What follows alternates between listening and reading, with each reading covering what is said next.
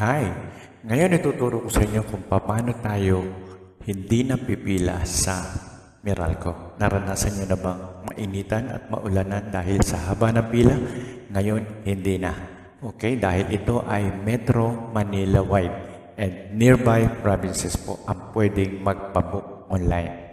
Okay, so kung ano man ang problema nyo sa bill, sa charges, o meron kayong issue, naputulan, o reconnection, at mga bagong kontador, kung kayo may mga bagong bahay, magpapakabit, at kahit ano pa, basta kayo ay nasa loob ng Metro Manila at nasa malapit na mga probinsya sa Metro Manila, pasok kayo dito.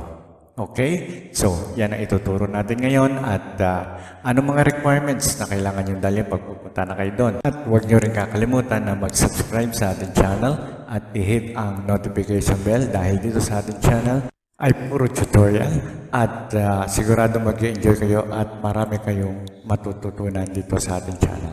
Okay? So, kamukha niyan, meron tayong national ID, discolor issue sa mga vitamin C, at how to fix your own personal blender.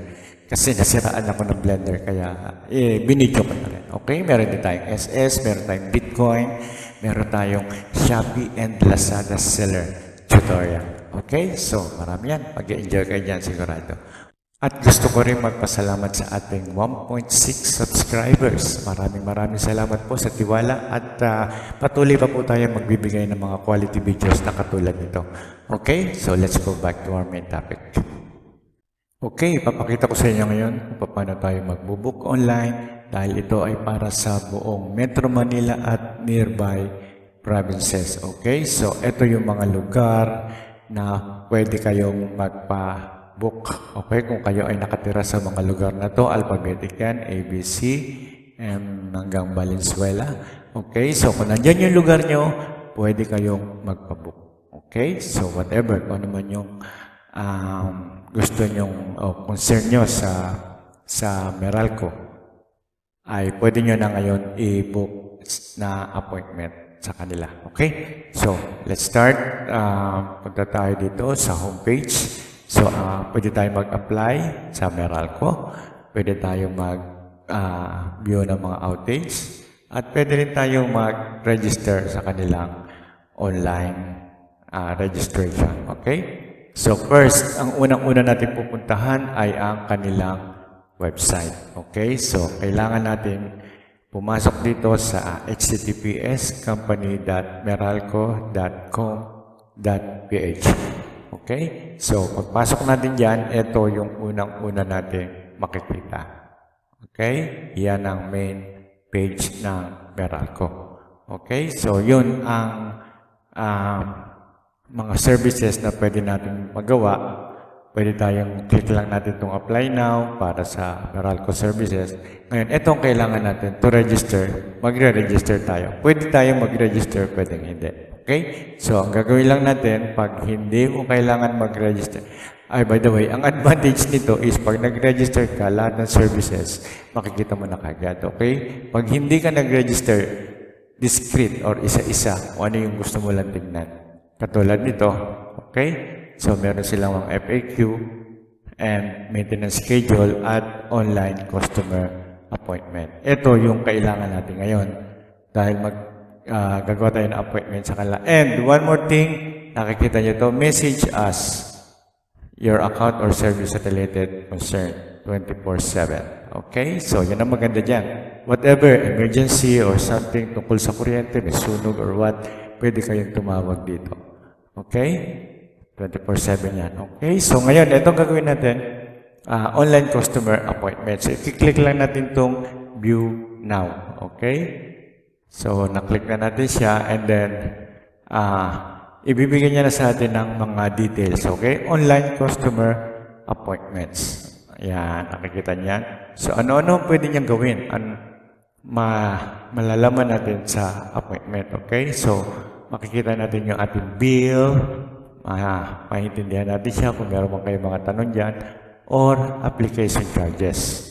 Okay? Kung magkano yung mga charges, and then any concern about your account. So, yan, tatlong yan ang main na pwede nating i-book. Kung isa kayo dyan sa problema na yan, i-click lang natin itong book now.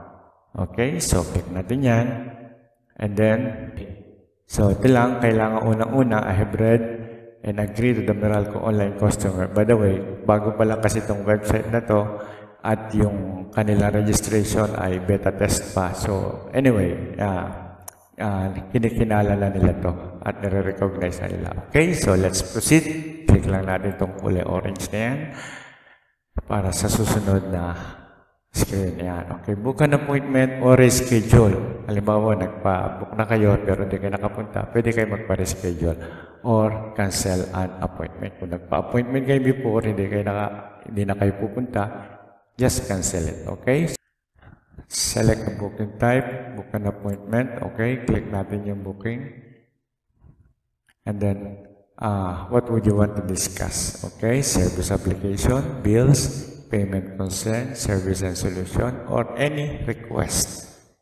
Pwede tayo mag-request. Okay, so say for example, service or bills na lang tayo. Bills and then next. Okay, what would you want to discuss with your bill? So recently, nagkaroon tayo ng issue tungkol sa high bill. Okay, halimbawa, sobra yung charge nila sa'yo, or masyado na mababa, or vacant with consumption, ibig sabihin, wala nakatira, pero tumatakbo pa rin yung kuryente mo, or other concern. Okay, so pinili natin ang high bill, assuming bill sa atin, and then click next. Okay, and then, hihingan ka niya ng customer account number. Saan mo ba makikita yung account number mo? Customer account number. So, nandito yan sa yan, account summary for account number. Yan. Yan yung account number na ipapasok nyo doon sa line na yon. Okay? So yan, makikita niya sa inyong bill, sa papel na binibigay sa inyo galing sa Meralco. Okay? So, let's for example, meron tayong example na bill number dito dahil ayaw na natin magtagal. Control C, and then paste natin yan. Control B. Ayun yung exactong number. Okay? Tell us more about your concern. Kung pwede niyo ikwento or i-discuss kung ano yung exactong nangyayari para mas madali nilang maintindihan. Okay? Pwede rin kayo mag-upload ng picture or mga images na proof dun sa inyong concern. Okay? So, click nila itong upload and then lalabas yung upload the image, papasok dito yan, makikita nyo na. Okay? So, no file selected tayo, hindi na natin kailangan. And then click next. Okay, visit the business center. Yes, lalabas yung check. And then click next again. Ayun, lumabas na siya. Okay, select business center. Dito na lalabas yung ating location. Okay, so enter the address, zip code, or the city. Say, for example, Pasig City. Pasig City. Okay. And then, click lang natin yung ating location. Yun. Okay. So, nakikita nyo, lalabas na yung within 10 kilometer range. Okay. So, yan, maglalabas na lahat. Cainta, Kamuning, Roosevelt, Pandaluyong. Halimbawa, yan, Angono, Taguig, Masinag, okay. So, within the 10 kilometer range, yan na lahat yun hanggang sa ilalim, okay? So, mamili na lang kayo, Pasig Business, Marikina, Makati, okay? So, halimbawa, ito yung pipiliin ko, Pasig Business Center. So, i-click lang natin yan, malalabas yung check doon sa kabilang dulo, and then click next. Okay? Ayan na yung schedule nila, okay? Okay? So, July 18 to July 24, 2021. So, mamili na kayo ng time na convenient sa inyo. Andiyan yung date, 19, 20, 21, 22, 23. So, halimbawa is Monday. Anong oras kayo available? Say, 3:30. 3:30. Click nyo lang yan. Kita nyo, naging pula. So, meaning yan yung time na pinili nyo. And then, just click next. So, that's Monday, 19 July at 3:30 p.m. Okay? So, click lang natin uli yung next. Yan. So, kailangan nyo lang ibigay ang inyong details. Okay? So, magbibigay tayo ng email number, email address, sorry, and then your first name, say, okay, and then your mobile number. Okay, so 956 427 1976. Okay. So, click lang natin itong I'm not a robot. Yan. Okay, nakita niyo lumabas yan next. Importante ang email address saka itong number na to dahil dyan sila magbibigay ng information sa inyo. Okay? So, hindi pwedeng wala. Kailangan meron. Okay? Dahil lahat ng advisories saka mga details dyan nila ibibigay. Okay? Click lang natin uli ang next. And then, ibibigay na sa inyo ang mga final details. Okay? So, ayan na yung mga in-enter nyo na details. Example lang to at least sa inyo mga personal. Okay? So, check lang natin yung ating details na in-enter kanina. Yan, personal details, ang ating schedule, ang general information kung saan kayo pupunta. Okay? So, tama ba lahat? Double check nyo yung number and email. Double check. Make sure that it's correct. And then click next. Okay? This will be the final. Yun. Okay? Appointment confirmed. Okay? So, yan na yun. We have sent an appointment details to your email address. So, yan. Kaya sabi ko siya, dapat correct yung inyong email address. Okay? So, meron tayong confirmation number. Yan yung i-scan nila doon para malaman yung inyong online appointment. Okay? So, meron din silang reminder na at least 5 minutes dapat nandun ka na para ma-recognize yung inyong schedule. And, ang inyong contact tracing QR code. Yun yung pinakikita ko sa inyo. Example, kanina dito, kung paano gumawa ng QR code kung sakaling wala pa kayo.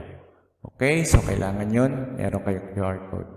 And then, ito, meron silang note dito. Pag na-late ka ng 10 minutes sa inyong schedule, you will be treated as walk-in guest. Meaning, hindi na kayo entertainin. Okay? Just make sure na maaga kayo and madali kayo ma-entertain. Okay? So, see you there. Click here to finish. Okay? Pag click nyo na to, and then, yun na yung ending nung series natin ng registration. Remember, mag-i-email yan sa inyo at magbibigay ng text message para sa inyong appointment. Okay? So, loud and clear and very easy. So, I hope na may natutunan na naman kayo sa ating video. And huwag nyo lang kakalimutan, mag-comment kung meron man kayong katanungan. Comment kayo sa baba at mag-subscribe kayo and hit the notification bell dahil next time I like it, I love it, I want some more of it.